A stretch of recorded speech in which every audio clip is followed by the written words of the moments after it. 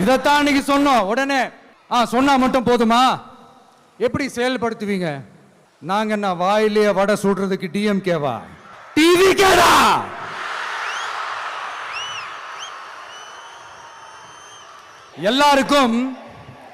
எல்லாருக்கும் நிரந்தரமான ஒரு வீடு இருக்கணும்னு சொன்னோம்.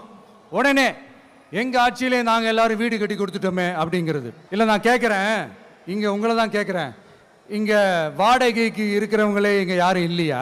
எல்லாருக்கும் சொந்தமா வீடு கட்டி கொடுத்துட்டாங்களா? அடுத்து வீட்டில் இருக்கிற ஒவ்வொருத்தரும் மினிமம் டிகிரி படிச்சிருக்கணும் அப்படின்னு சொன்னோம்.